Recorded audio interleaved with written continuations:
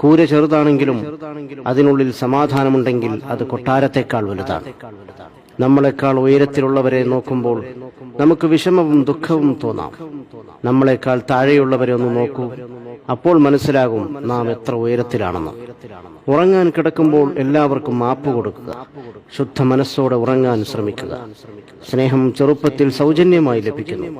യൗവനത്തിൽ അതിനായി അധ്വാനിക്കേണ്ടി വരുന്നു. വാർദ്ധക്യത്തിൽ അതിനായി യാചിക്കേണ്ടി വരുന്നു. ചിലർ നിങ്ങളുടെ മുന്നിലെത്തുന്നത് ഒരു അനുഗ്രഹമായിരിക്കും. ചിരിക്കുന്ന മുഖങ്ങൾ സൂചിപ്പിക്കുന്നത് അവർക്ക് ദുഃഖമില്ലെന്നല്ല, മറിച്ച് അത് കാണിക്കാതിരിക്കാനും കൈകാര്യം ചെയ്യാനും അവർ പഠിച്ചിരിക്കുന്നു എന്നതാണ്. സ്വന്തമെന്ന് തോന്നുന്നവരോട് എന്തും നമ്മൾക്ക് സംസാരിക്കാൻ കഴിയും. എന്നാൽ വായിൽ നിന്നും പ്രതീക്ഷിക്കാതെ കേൾക്കുന്ന വാക്കുകൾ മനസ്സിൽ വല്ലാതെ മുറിവേൽപ്പിക്കും. ജീവിക്കാനുള്ള ഒരു അവസരവും പാഴാക്കരുത്.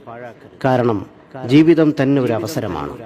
ഒന്ന് കാലു തന്നെ വീണാൽ തീരുന്ന ജീവിതത്തിന് എന്തു ജാതി, എന്തു മതം, എന്തു നിറം. ശരീരത്തിൽ ജീവനുള്ളപ്പോൾ മുഖത്ത് നോക്കാൻ ആർക്കും സമയമില്ല. എന്നാൽ മരണപ്പെട്ടാൽ ആ മുഖം കാണാൻ തിരക്കുകൂട്ടുന്നു. ഓർക്കുക, ജീവൻ പിരിഞ്ഞിട്ട് മുഖത്ത് നോക്കുന്നതിനേക്കാൾ നല്ലത് ജീവിച്ചിരിക്കുമ്പോൾ നിറമനസ്സോടെ മറ്റുള്ളവരുടെ മുഖത്ത് നോക്കി പുഞ്ചിരിക്കുന്നതാണ്. അനുഭവത്തെക്കാൾ വലിയൊരു പാഠവും ജീവിതത്തെക്കാൾ വലിയൊരു വിദ്യാലയവും ഈ ഭൂമിയിലില്ല.